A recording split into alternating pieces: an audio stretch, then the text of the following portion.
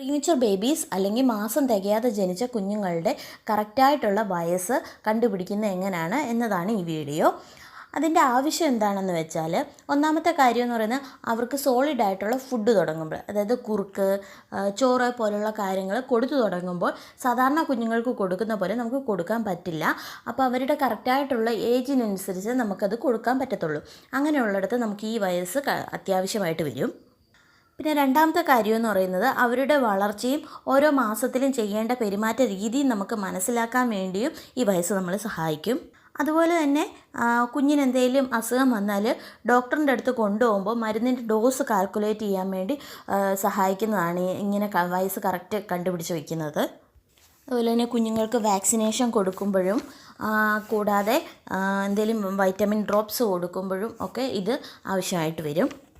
അതുപോലെ തന്നെ കുഞ്ഞുങ്ങൾ LKG UKG പോലുള്ള കാര്യങ്ങളിൽ ചേർക്കുന്നവരാണെങ്കിൽ അങ്ങനത്തെ സ്കൂളിൽ ചേർക്കുന്ന കാര്യം നോക്കുമ്പോഴും നമുക്ക് ഇവരുടെ കറക്റ്റായിട്ടുള്ള ഏജ് വൈസ് ചേർക്കുന്നതായിരിക്കും നല്ലത്. അതായത് അവരുടെ ബുദ്ധി വളർച്ച അതിനനുസരിച്ചായിരിക്കും.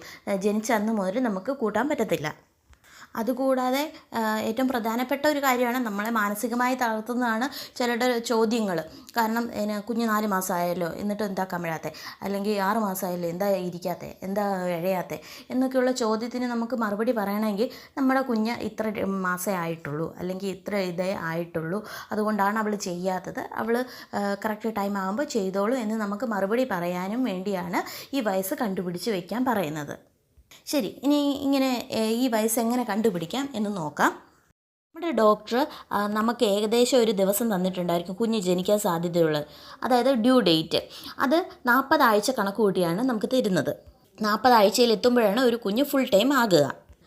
അതിൽ നിന്ന് നിങ്ങളുടെ കുഞ്ഞ് ജനിച്ച ആഴ്ച എത്രയാണോ അത് കുറയ്ക്കുകയാണ് വേണ്ടത്. അതായത് ഇപ്പം 8ാം മാസത്തിലാണ് നിങ്ങളുടെ കുഞ്ഞ് ജനിച്ചതെങ്കിൽ 32 ആഴ്ചയായിരിക്കും ആയിട്ടുണ്ടാവുക. അപ്പോൾ 32 ആഴ്ചയിൽ നിന്ന് 40 ആഴ്ച കുറയ്ക്കുമ്പോൾ കിട്ടുന്നത് 8 ആഴ്ച. അങ്ങനെയാണെങ്കിൽ 8 ആഴ്ച എന്ന് പറയുമ്പോൾ 2 മാസം.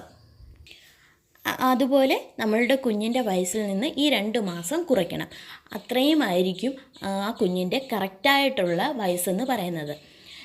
അതായത് ഇപ്പോൾ 10 മാസം പ്രായമുള്ള ഒരു കുഞ്ഞാണെങ്കിൽ അവൾക്ക് ശരിക്കും പറഞ്ഞാൽ 8 മാസമേ ആയിട്ടുള്ളൂ എന്ന് വേണം നമ്മൾ കണക്ക് കൂട്ടാൻ.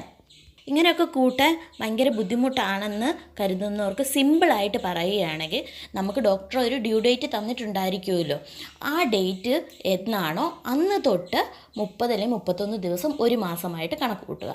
അതായത് കുഞ്ഞ് ജനിക്കേണ്ടത് ഒരു മാർച്ച് 15-ാം തീയതിയാണ് നമുക്ക് ഡോക്ടർ ഡേറ്റ് തന്നതെന്ന് വിചാരിക്കുക. അന്ന് ഒരു ദിവസമായിട്ട് കണക്ക് കൂട്ടുക. അടുത്ത ഏപ്രിൽ 15 ആകുമ്പോൾ കുഞ്ഞിനൊരു മാസം. അങ്ങനെ വേണം കണക്ക് കൂട്ടാൻ സിമ്പിളായിട്ട്. ഇങ്ങനെ കുഞ്ഞിൻ്റെ ജീവിതകാലം മുഴുവൻ കണക്ക് കൂട്ടണമെന്ന് ചോദിച്ചാൽ വേണ്ട. 2 തൊട്ട് 3 വയസ്സായി കഴിയുമ്പോൾ ഒരു പ്രീമച്വർ ആയിട്ടുള്ള കുഞ്ഞ് നോർമൽ ബേബീസിനെ പോലെ തന്നെ ആകും. നോർമൽ ബേബീസ് എങ്ങനെയാണോ അവരുടെ വളർച്ചയും അവരുടെ പെരുമാറ്റ രീതിയിലെല്ലാം അവരെത്തും. അതുകൊണ്ട് ഒരു 2-3 വയസ്സ് വരെ നമ്മൾ ഇങ്ങനെയുള്ള കറക്റ്റഡ് ഏജ് നോക്കിയാൽ മതി. അത് കഴിയുമ്പം നമ്മുടെ കുഞ്ഞ് നോർമൽ ബേബീസിനെ പോലെ തന്നെ ആകും, പേടിക്കേണ്ടതില്ല ആരും. അതുകൊണ്ട് ഈ ഇങ്ങനെ കണക്ക് കൂട്ടി വയ്ക്കുക എല്ലാവരും, പ്രീമച്വർ ബേബീസ് ഉള്ളവരൊക്കെ. കാരണം ഇത് നമുക്ക് കുറേ ഇടത്തൊക്കെ ഉപകാരപ്പെടും. അപ്പം ഈ ചെറിയൊരു വീഡിയോ കഴിഞ്ഞു. Thank you guys.